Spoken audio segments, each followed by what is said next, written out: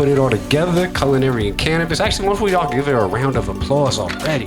My name is Hawaii Mike. I'm the founder of Chef for Hire, and as well as the Mask Off podcast. And today, we're going to talk about plant medicine and mental health. Something I'm pretty familiar with. Been on a nice journey pretty much my entire life. But probably in the past 10 years, very serious about plant medicine and my mental health. And expanding the mind and just making sure mind, body, and spirit are very centered, you know? And I got two gentlemen with me today that we're going to discuss this stuff with, and I'm going to allow them to introduce themselves now. What's going on, y'all? My name is Vic Mensa. I'm an artist, actor, entrepreneur, writer, amongst other things, from Chicago by way of Ghana. And it's a pleasure to be here. Shout out to Tamara and CannaSpa for having me, for all the good people at the Gift and Suite for giving me everything from like beet ginger juice to oxygen treatments, even a freaky coloring book. So, you know. Yeah, so I still got to see the coloring book. Wait, I didn't get a coloring book. You better go get your. You can have mine. Matter of fact. Yo, my name is Princeton Perez. Reside from LA, born and raised. Been an artist my whole life. Songwriter, creative. Yeah, cannabis user. Okay. All right, but we're going to get into that part right now. So, awareness, right? When was the first time y'all was kind of introduced and how? And then what is that relationship y'all got with plant medicine and mental health? For me, I think when I was like 10 years old. And that was what, like cannabis first? Yeah, with cannabis.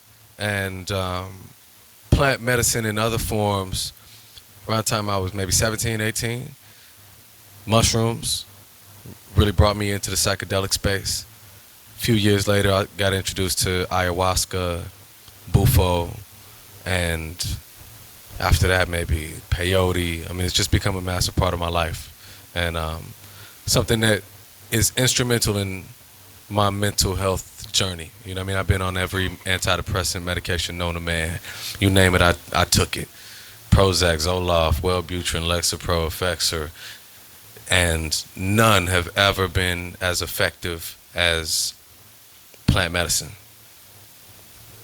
I mean, those I like to say are blockers, right? Those kind of just stop the feeling. Where plant medicine is more expansive, opens you up, allows you to actually deal with, right? I was taught they're organic technologies, right? Like we always have an intention, right? They tell you set your intention, like what you want to feel, but really it's like, how can I be of service? And it's going to show you what you need. You know, it's a much different vibration than those SSRIs you was talking.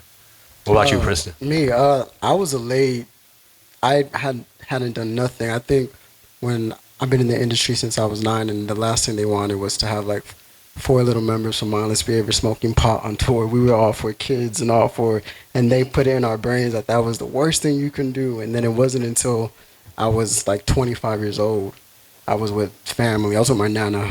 Of course, she's the one that introduces me to Go Nana, right? And like that.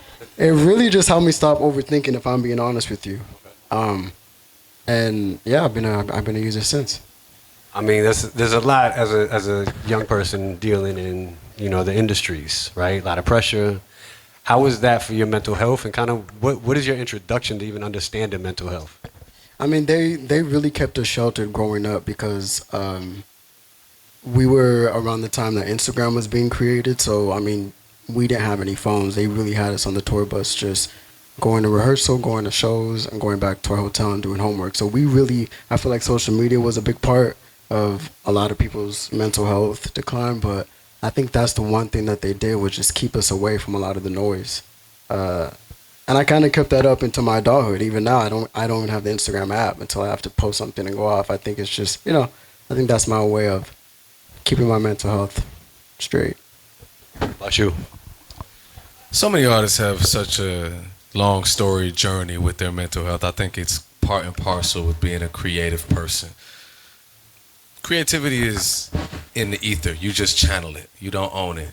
You can only be a conduit for the electricity that is creativity. And I think when you're that open, that you feel emotion more deeply, perhaps, than another person.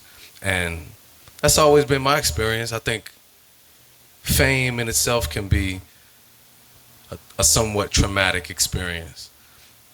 Not that one shouldn't be incredibly grateful for it, but whatever you're experiencing as a human being, mental health, before experiencing spotlight, it'll only be magnified. That's why you see the richest people with the most success are the most pained. I mean, they struggle the most emotionally because, you know, they might have never had the tools or the time to heal before being thrust into massive spotlight. You know, I say all that to say that all those things have played a part in my path, and like I've been experiencing mental health struggles since I was 5 years old. I was suicidal when I was a child, like 5. I found notebooks to corroborate that. And so I came into my adolescence and found different ways to mask that, you know what I mean? But they weren't healthy ways of handling it. You know what I mean? It was just the environment I was in. So I'm masking it with violence. I'm masking it with false masculinity. That's funny why they call it masculinity, you know, because a lot of times you be masking your emotions in the things you believe are masculinity. So that was a lot of my experience. And then coming into, you know, some international acclaim and some money, that just magnified the shit. So you see me on goddamn TMZ tweaking, catching cases, fighting this person, beefing with that person. It's because I was just acting out the pain that I had way before I got any shine. But I do think like losing everything will introduce you to God. You know what I'm saying? Like, you want to or not. You be like, man, I don't know nothing about no religion. I don't give a fuck. You go flat broke. You be like, Jesus, Allah, somebody, Buddha. You know what I'm saying? Help. So, yeah. So I feel like having a lot, losing a lot, that taught me humility and also like brought me to a higher spiritual place and a greater understanding of myself. You know what I mean? So in the grand scheme of things, I guess I'm very grateful, not only for you know, the support that I've received and, you know, things that I've been blessed enough to be able to do in this lifetime, but also for like the failures, the missteps, the fuck ups, the controversies.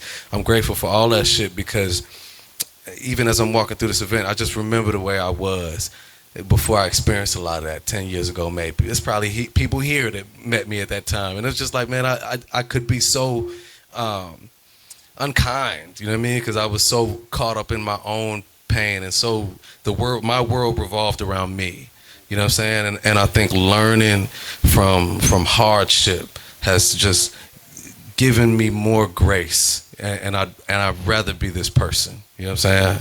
I think we appreciate you for that too, because speaking of that, I mean, the healing takes transparency, you know? And I feel like lately you've been on an extreme role, especially in your social media with that transparency. And that I always say vulnerability is a superpower, right? And the ability to be able to do that. But a lot of times when you're coming from places, vulnerability isn't something, you know what I'm saying, you wear on your chest. And now I want to say I appreciate everything you've been doing. That, you know what I'm saying? Love, like, I know people say it to you in social media, but saying it in real world is different, and it's needed. You know what I'm saying? Like, that transparency is so essential. What kind of got you to that point to be able to just like kick into that overdrive and just really own that? I've always seen vulnerability as being strength. It's always been a core tenet of my music. There's somebody in here who's a dear friend of me named Lily, who's been one of my biggest supporters of my music, you know, for like ever. And I believe that the reason why she's supported my music with the fervor that she has for probably a decade or more now is rooted in that vulnerability. And I think the greatest art comes from that place, when you are able to show yourself bare to the world and like hold no punches. And like, boy, has that gotten me in trouble, you know what I mean? But also it's created a genuine body of work that has brought me in, you know, in friendship with somebody like Lily, you know what I'm saying, who could see the humanity in me. And as far as transitioning that into like a conversational space for the public sphere, the arena of social media. That's just kind of turning on a camera and accepting the dimensions of our current zeitgeist. That's where we at. You know what I mean? This is the arena. That's how we communicate. So I just decided I would participate. You know what I'm saying? But basically, I felt like that's what I've been doing in music from the beginning. What about you, Prince?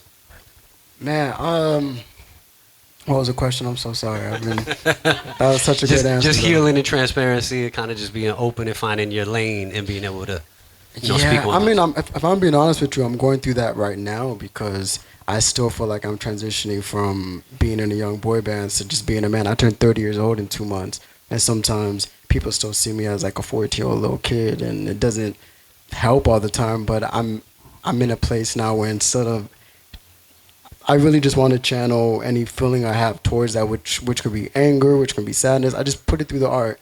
So I'm really challenging myself right now to really be who I am through my music, through my art, through whatever I do, which is pretty challenging when I have like fans that just don't even want to listen to what you want to say because they're so used to a certain dynamic. So just I'm going through that right now, which is pretty challenging, but it's definitely fulfilling. I think you got somebody you should talk to about that right next to you.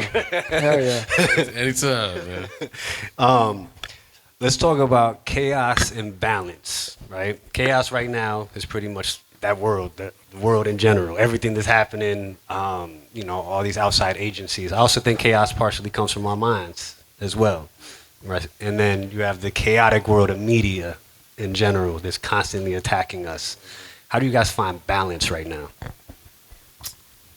Breath. I think it all starts with the breath. I'm always telling my son, he's almost 2 years old, and so a large part of my day is programming him, which is really reprogramming myself to know that you can control any situation if you can control yourself, and you can control yourself if you can control your breath. So I just think about my breath a lot. I try to stay constantly meditative because although the world is chaotic and the news cycle is constant and it's trauma taking place at all times, man, we so blessed. Man, we so blessed. There's so many reasons to be grateful. So many things happening in the world that just because I have 10 appointments today, this is not the same as having the roof blown off for your home by United States bombs. Like that's what people are living with today in so many corners of the globe. And so I think perspective, gratitude gives me a lot of balance because even when I feel spread thin and I feel overworked, and I have to be grateful, that these are the problems I'm concerned with. You know what I mean? Yeah, honestly, I would say my biggest balance is just my family. I'm from LA. My family's from LA. I'm blessed that a lot of people ask me like, "Yo, like it seems like you got your head on right, and you didn't get caught up and all this." And I just credit it to my family because if there's an event, I had a +1. I have a cousin that can come with me. If I'm feeling lonely, I go to an aunt's house. So I think that's my biggest balance, is just being with my family. Yeah. You brought up breath. So breath, I always say, is the first thing we do when we're born. Take a breath in. It's the last thing you do before you die. You take your breath out. In between those two breaths is life, like what you're going to do with it. And so what you're saying, like that being present is so important. Was that taught to you? Or how did you learn that presence and understanding that? Because that's something I think a lot of us struggle with, is being here in these moments and not worried about everything that we're missing. You know what I'm saying? Like FOMO is so real in so many different ways. But if you're not here, you're missing life because you're worried about something that already happened or worried about what's going to happen. Yeah, I mean, I've had it taught to me by many people, man. I started meditating when I was 16. I found a random, meditation circle in my neighborhood on the south side of Chicago and dabbled in it, didn't take it too seriously. Maybe later on was introduced to transcendental meditation by Catherine Frazier, my publicist at the time, great friend of mine, who also later on introduced me to Sadhguru, who's an Indian guru that has an amazing program called Inner Engineering. Anybody can take it online or read any of Sadhguru's books. They're so ill. And he's basically just contextualizing the human experience through Indian yogic science, like millennia old principles, technologies, like you said, as we were speaking about psychedelics. Those are just human technologies. So is Eastern philosophy. It's human technology that far outpaces and predates our modern technologies. It teaches you how to use your breath, because, you know, we all breathe all day long, but how many of us think about it? How many of us do it with presence? Because focusing on your breath alone is enough to snap you out of certain frantic mind states. I have to think about that all day long. You know, somebody tweak with me, I just got to breathe. I'm just working on that to not be so reactive. You know what I mean? Allow myself to breathe through situations. So, long way to say, yes, it was taught to me, and I continue to seek out more knowledge concerning the breath and concerning meditation and mindfulness, because I can never learn enough. I mean, I'm such a, you know, drop of water in a vast ocean of information as it pertains to being alive. So I study from people like Sadhguru that just have that wealth of wisdom. A lot of my experience comes from being on tour. I was like my whole teenage years, so somewhere around when we were like 17 years old, they got us a trainer on tour who taught us all about breathing, made us run every day, taught us the importance of being able to have stamina. And I think the blessing in that is really, I credit it all back to my family. My mom's a nurse, so she's been so anal about my health. I know moms are like that anyways, but when your mom is a nurse, you're trying to like fake your way out of school and she can tell you're bullshitting. My mom is like, and I'm an only child, like I'm her only one, like, so my mom is very like, are you breathing? Are you not overthinking? So I'm still doing that to this day. So yeah, it all comes from my mom. My mom is really, really, really important on that. I mean, that's dope, because what you said is super true as far as breathing, right? Like, we do breath so autonomously because it's just natural to our body. It automatically clicks in if we're not breathing. You know what I'm saying? Like, if you hold your breath, you try to breathe. But people think about food, which you can go at least 3 weeks without eating. People think about drinking water, constantly trying to force themselves to drink water. Most people don't think about breathing, like, ever. And like you said, that just completely resets. Like, if y'all don't know about box breathing, look up box breathing. Like, that'll reset everything, put you right here. Yeah, the box breathing is like you breathe in for a 4 count, hold for a 4 count, breathe out for a 4 count, hold for a 4 count. It's basically like a box, and you box breathe for like 5 minutes, it'd be good. Yep. Guess you whatever. Like, I think Navy SEALs used to use it for their training. Yeah. Right? Gets them right into that. But just think about, for anybody who doesn't think about breathing, like, go home tonight, think about your relationship with your breath. It's important. Like, we take so many things for granted. The things that we probably take the most for granted are the things we probably need the most, you know, and need the most focus, need the most care, need the most understanding of. And a lot of times right now, all we worried about is what we look like on social media, what our follower count is, how many people, you know what I'm saying? Like, we get caught up in these things, and that's not real life. Like, chasing those things is so temporary. So those kind of practices are super important. How do y'all, I know you've done a lot of plant medicine. You're not really there yet? Like 4 years in, so Okay. just 4 years. What has been your most prolific or profound experience thus far? And which modality was it with? Yeah, most prolific, profound experience with plant medicine. Let me think, man. It's gonna have to be ayahuasca.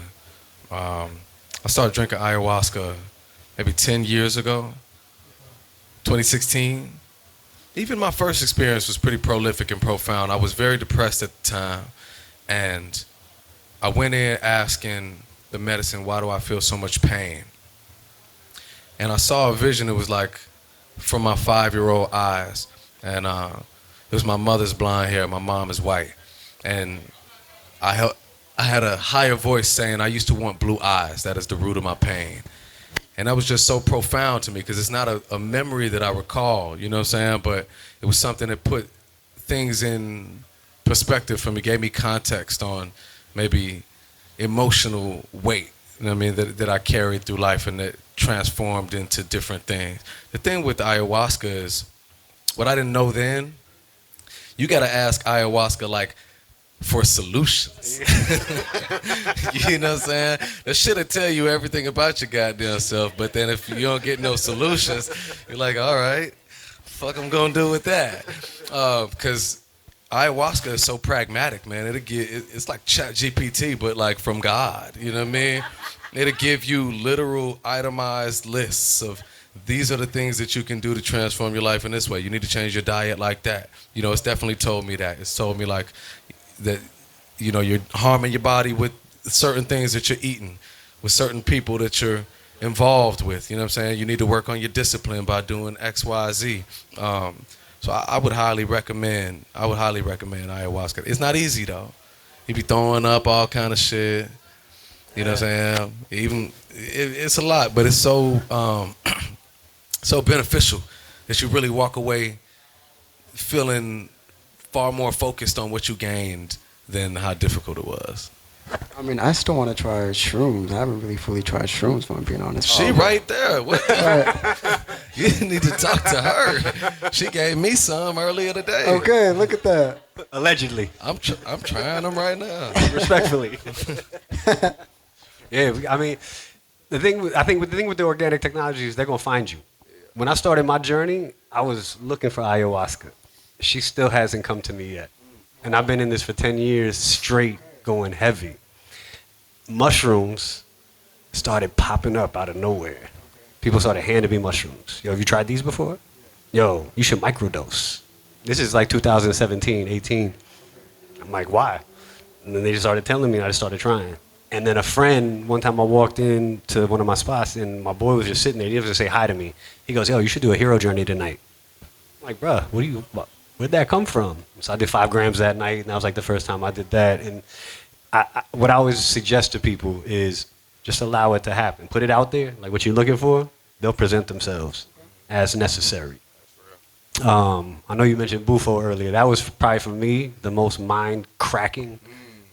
Like Bufo is crazy. Yeah, like 15 minutes, you was just gone, and I felt like I went through that complete, like that first, all the shapes, all the colors, then I just went into like a washing machine, mind, body, spirit. It just separated completely, and then just everything came back. And then the worst, I'm gonna say the worst. The most difficult was combo. Have you tried combo? I didn't do combo. Bro, I did a 5 and a 7 of combo. Anybody know what combo is? Somebody was telling me to do it earlier. Man, that purge will have you holding on for dear life. Like, see, the purge without the prize is the part that like concerns me. You know what I'm saying? Because she was telling me, she was like, yeah, the combo, it's not psychedelic. It's more of like a physical release and immune system, right? Man, it's hard though, because peyote is not like that. But peyote for me was very difficult because the psychedelic effect is not, or was not, intense in that way. But it was so goddamn nasty. You gotta throw up so much. You're like, oh, I'm drinking this shit. I'm not even tweaking right now. Like, I'm experiencing all this, you know. But the peyote was dope. But no, Bufo is crazy, bro. I was like, I had a really dope experience on Bufo the second time I took Bufo. And I was going into it and I was telling myself as I'm inhaling, because you inhale, it's a toad venom. You know what I mean? It's like a toad secretion. Some nigga was tweaking in the forest when he figured that shit out. So you inhale, you know, and you count to 10, and by the time you get to 8, you're like, okay, I can't turn back from this. You know what I'm saying? There's no turning back. But I knew, because I had done Bufo before, and so I told myself, I'm releasing myself from fear. I'm releasing myself from fear. And I had this conversation with my grandmother, my father's mother. She was from Ghana. She never spoke English, so I never had a conversation with her. You know, it was like one of those relationships that shows the depth of love beyond language, because I could never have a conversation with her. I didn't speak Twi, she didn't speak English. But on the Bufo, we was having a whole conversation. And she was basically telling me that, of course, I inherited fear from her as an African person, that of course I would inherit fear from her because we've been enslaved. But at the same time, she was like, when you think of me, do you think of love? Do you think of fear, or do you think of love? Don't be held by my fear, like be guided by my love. And that did a lot for me, because I never was able to have a conversation with my grandmother. You know what I'm saying? And I feel like it's those kind of things that I look to, and I yearn for psychedelic, like plant medicine, for, is like to do the impossible, to be able to like speak to my ancestors and receive direct guidance from people that I couldn't otherwise. It's directly accessing our DNA. There's so much information that's put into that from, I mean, I had a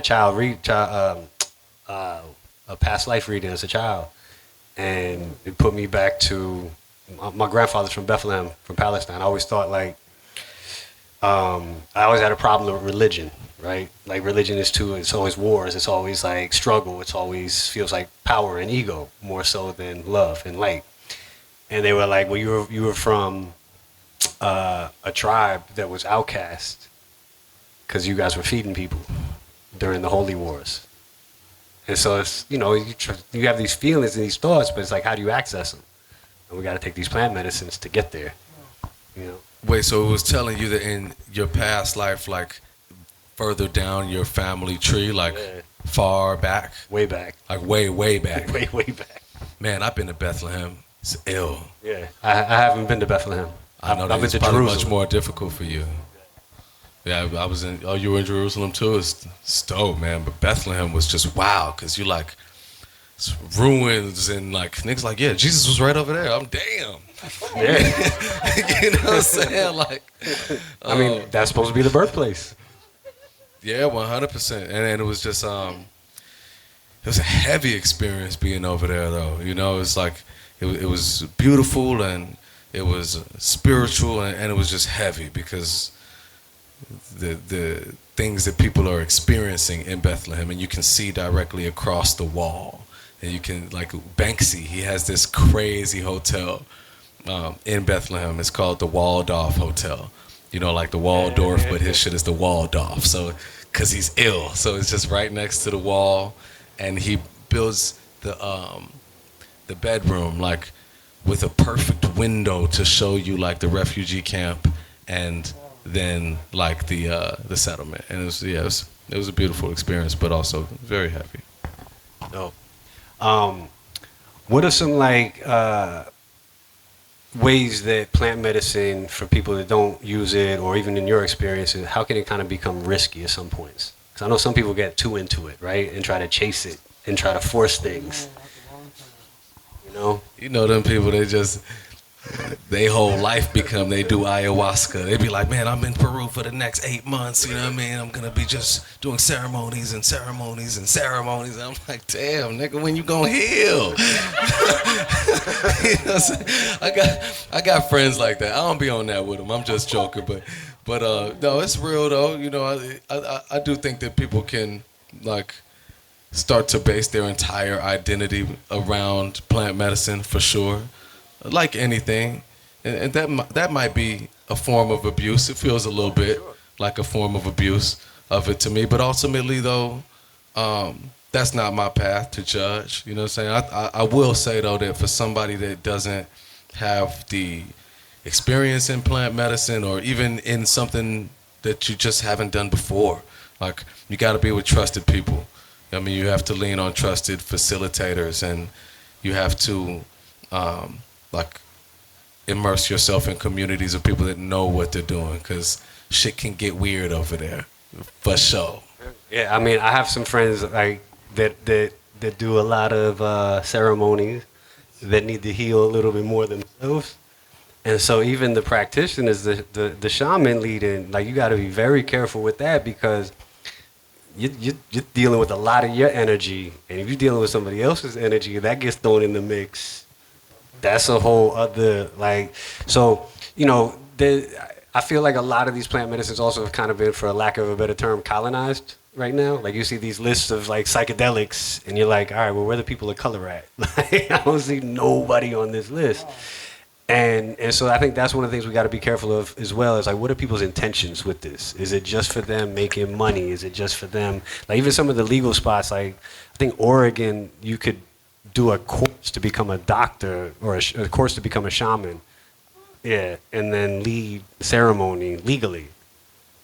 But it costs like X amount of money, and it's like you're really like capitalizing on spiritual, these organic technologies. So I think just be very careful for anybody just trying to experiment with it, especially when you're trying to deal with, traumatic things in life in general and just getting into that space. So, especially, you start. Have you guys introduced? I'm sure you guys have introduced people as their first times and been there for people's first times, experiencing some shit. I mean, yeah, I have a lot. Like, even through the dinners we do. Like, I do cannabis dinners. I've been doing those for for real? Like since 2014, 15.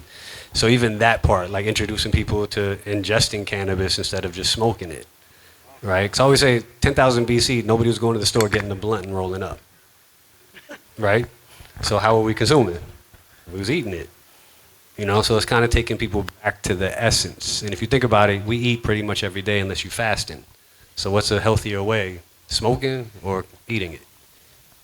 You know what I'm saying? Like you got to eat anyway. So if you incorporate it right into your food, you know what I'm saying? It's the same kind of thing. It's a little bit healthier to me that way. So I think introducing things also is important, but it's tough because not everybody's ready for it.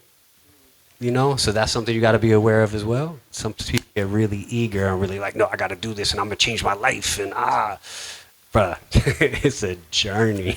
Like, it is not an overnight and bang, I'm good. It takes a lot. Like I'm saying, you've been on a ride. Yeah, I don't really introduce people to plant medicine, to be honest. I mean, if we're talking about psychedelics, people sometimes encourage me to do some kind of wellness retreats or something like that, but I don't think, first of all, that I would want to be responsible for people having a good experience, and second of all, I think a lot of times we too quick to jump and feel like we the expert. You know what I'm saying? Like, let somebody that's been dedicating their life to this, like down in Peru, learning from like real indigenous shaman, or better yet, is of an indigenous background, be the one introducing and facilitating, teaching people. Just because I've been drinking it for 10 years doesn't make me the expert. And that goes to the colonization that you're talking about, because we live in this colonizer society, so we take on attributes of the colonizer, which is starting to believe like we're the expert, and that we have more information than indigenous people on their own cultures. We want to tell them how it's supposed to go, or feel like, why every time when a white dude goes to India and learns yoga, he come back named Ram Das or something, or Ravi. Like, fam, just be Jeff, and teach niggas how to meditate. You ain't gotta come back as like, Ravi Nadastama. You know what I'm saying? Like, I'm not trying to be Ravi Nadastama to this shit. I'm like, I know I'm a student to plant medicine. You know what I'm saying? And so I'm gonna just keep it that way. Yeah, I always tell people I'm the intern, lifelong intern. I'm just here to learn. I don't, and if there's something I can help with, I'm gonna say it. But I think everybody has their own journey. Like what I've done for me isn't necessarily gonna do the right for you, right? Like we all have our own kind of experiences with that. Let's see, what else we missing, man? How about music and just kind of creativity in general? Like, how do you guys use plant medicines for that? Or do you? Man, I used to always write music high, and sometimes I do. That was always my process, was smoking while doing music. But low-key, I came to a place when I found myself leaning on substances as a crutch, and that got unsustainable for me. It was like that went from being what it was into being like drugs, and Molly and cocaine and crushed Adderall, and just like it made me hit a wall, a major serotonin, dopamine wall. And so low-key for like the last 10 years almost, I do most music sober, just because I'm conscious of getting myself into any entanglement where I feel like I need something outside of me in order to express my creativity. Like, yo, really I started leaning on like the creator. I started to realize like creativity comes from one grand source. You know what I mean? There's an ultimate source of creativity, and I never thought about bringing prayer into studio sessions. You know what I mean? Like looking to God in the midst of like expressing my creativity. So I think a lot more about that now than I do trying to, you know, create while I'm doing mushrooms or whatever it may be. You know what I mean? I love that. I'm the same way. I'm the same way as you. I don't think I'm really smoking. You've had family security around you for your whole life. Right. But I was going to say that. I was going to say, like, me and my nana take, like, the same gummies because she needs it for CBD and I need it for CBD, and we just be chatting it up. I think that's really the only time I'm not really a social smoker. I'm not really, like, especially when I make music. I write all my music, so it's just me in my bedroom with a songwriter, my best friend of mine. So once you get to talking, you start to realize like your creativity is inside, so you don't really need any of that stuff to really make It's something. mostly a dope. solo experience. Like, Yeah. I mean, I come from the music business too, and it used to be just like 20, 30 people in the studio all the time. Yeah, no. Chicks here, bottles there, weed there, everything else in the other room, you Right. know? No, that's Solo not. experience. Yeah, solo experience. I just want to be with me and my music. I want to say whatever I want, fuck up as many times as I want. Yeah. And I guess now it's like easier to record at home, right? You guys, for the Yeah. most part, doing all this. Yeah, even now virtually sometimes, because I'm always writing poetry, even though I'm just not writing my own music. Even during the group, we didn't write any of our music, but I was still writing poetry on the side, so that's still something that maybe I'm lying, maybe I do smoke and write poetry a couple times.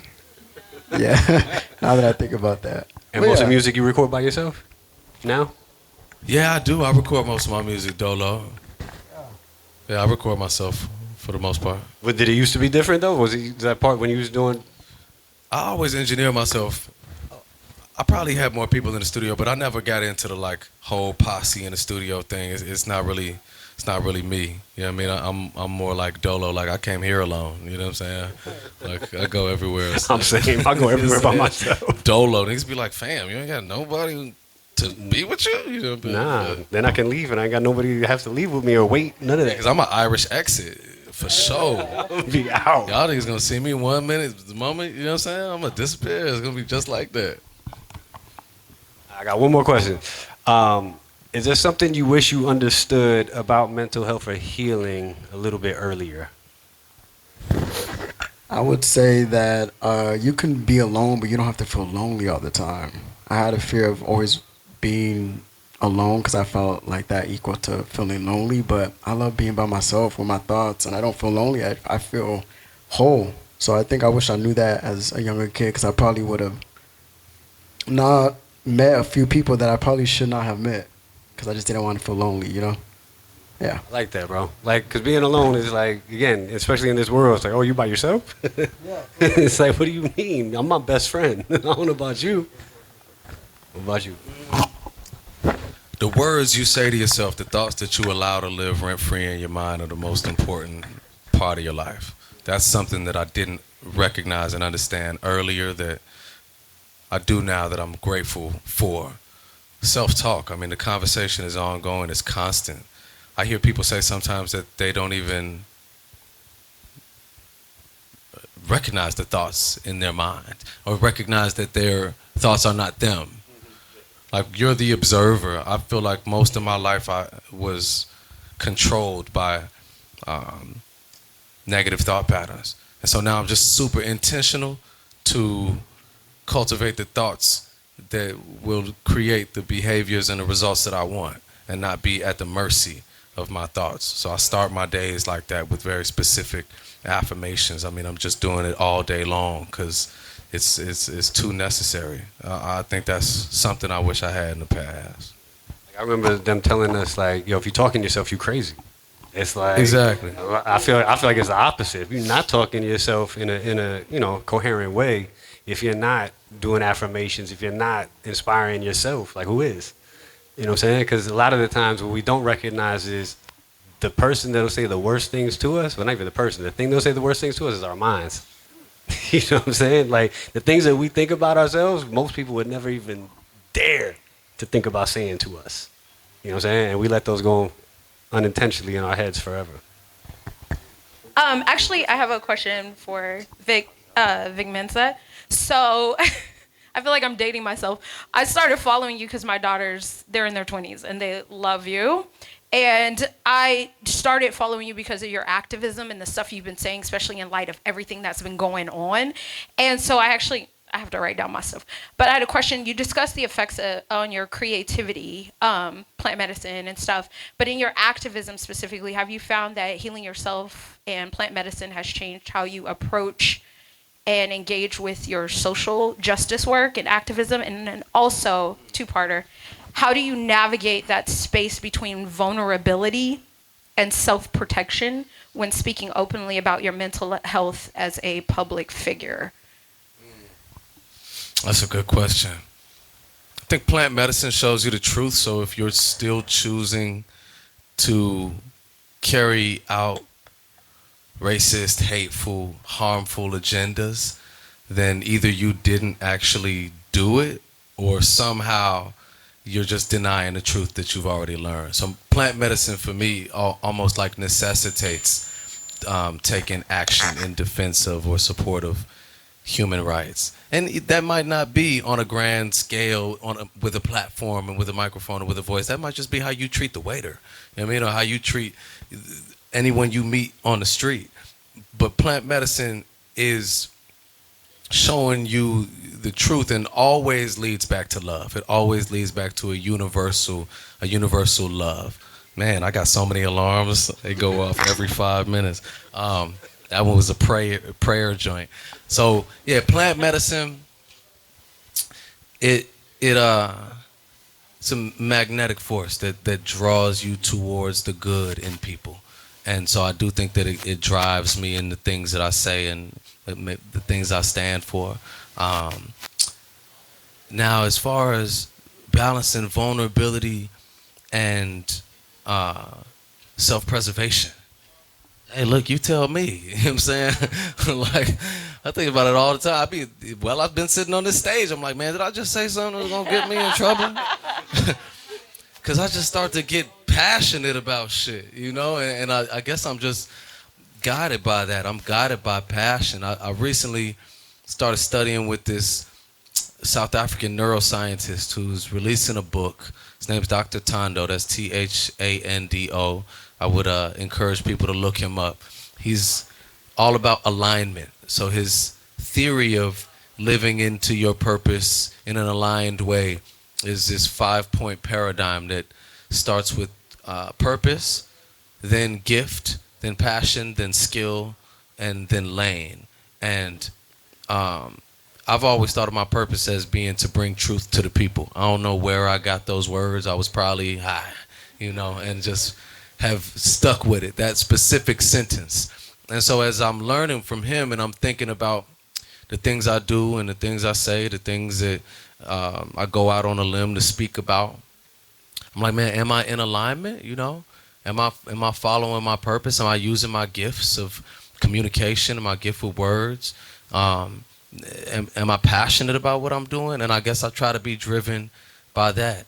And then I get a little slick when I'm talking about some dangerous shit. I try to get a little slick, make it not 100% on the nose, as I would have like 10 years ago when I was like, academics, I'll slap the shit out you.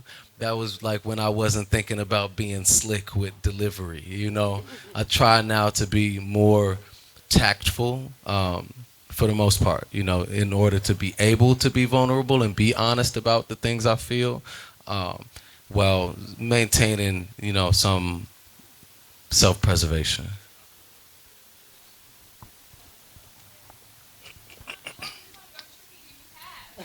Infinite. They'll never run out. Everybody keeps saying they're gonna run out.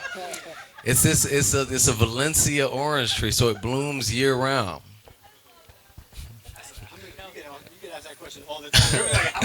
Man, you finna run out. You know, it's like, I'm like, man, why you sitting over there just praying on my downfall? You hating on a tree. Nigga sit at home and hate on a tree. You can't explain it. My tree don't got that many oranges. Take one more. Yeah, sure. So as a recent graduate, what is some advice you can potentially give me to keep wanting to like achieve my goals and further my successes, even though us as Black women, we may be going through a lot of mental stuff that we don't necessarily feel comfortable about talking about. I mean, the first thing that comes to mind is definitely give it to God, any struggle you have. Growing up on tour, our fans were predominantly young Black women, and they were actually very vulnerable to us at meet and greets and at concerts. And I think from the outside looking in, it just looked like, oh, like a fun little group and pandemonium. But fans really, especially our Black fans that would share their mental health journey with us, and it made us want to just, I would say, pray, give it to God, and also just reconnect with yourself. Whatever that means for you, reconnect with yourself. For me, it's family. For me, it's it could be a TV show. It could be anything. But I would just say, yeah, just give it to God, pray about it, and yeah, just give. Sorry, I'm having a brain fog, but yeah. Well, first of all, Black women are the source of all life on this planet, so there's a massive strength within you. A specific resource that I've given to many women in my life, people in my life, is a book called The Game of Life and How to Play It. It's like a very small, simple book from 100 years ago. It's by like an old school American white lady. It's a super white Christian lens, which wouldn't usually be the thing for me, but I've just seen it transform and speak to so many people, to many Black women, and help them to manifest the things that are most important to them. I mean, and it's something that I've read this book like probably 30 times in the last 5 years. I always go back to this book if I'm ever feeling misaligned, or I'm just feeling kind of doubtful, scatterbrained, frantic, not sure about where I'm going, negative thoughts are overtaking me. This book, it always sets me straight because it gives me a set of principles to live into and a set of like affirmations to just keep on repeat in my mind. So that book, man, The Game of Life and How to Play It, I recommend that one for sure. Florence Scovel Shin, yeah. Mm-hmm. Yeah, I gotta read that one. I think I have it in my. I bought it. It's fire, bro. That's like my goated, bro. And it's like you don't have to be a reader to get into that book because it's so small. It's like such an easy read. And I think not what made it important, but I think just at that point in time, there's like this transition in this country as far as like going from the Industrial Revolution. I think it was right around that time, and things were so much simpler, but it was kind of like almost the end of that. In the beginning of kind of like this new age that we're in right now, where everything is so capitalism driven. I'll just add on to that, just like I think in this world right now, we live so far outside of ourselves and look for and chase happiness outside of ourselves, and I believe the only way we're gonna find it is in here. Like our true happiness, our true joy is derived within. It's not from external agencies at all. They can bring a little bit of happiness, but all that's temporary, all that's fleeting. So that's my little 2 cents on that one. Any last final words, gentlemen, before we end the panel that y'all want to share? Peace. Appreciate y'all. Much love. Appreciation to CannaSpa and to Tamara for having us. Can we make some noise for her real quick? You know what I'm saying? This is all the creation of a Black woman, so it's an honor to be included and to be a part of this. So thank you guys. Exactly what he said. and I'll extend it from Tamara as well. Like, just appreciate y'all for spending y'all time, hanging out with us, sharing some wisdom. Appreciate y'all. Wow, love, bro. Pleasure. And thank you all for being here. Undivided attention, nice and quiet. Give yourselves a round of applause.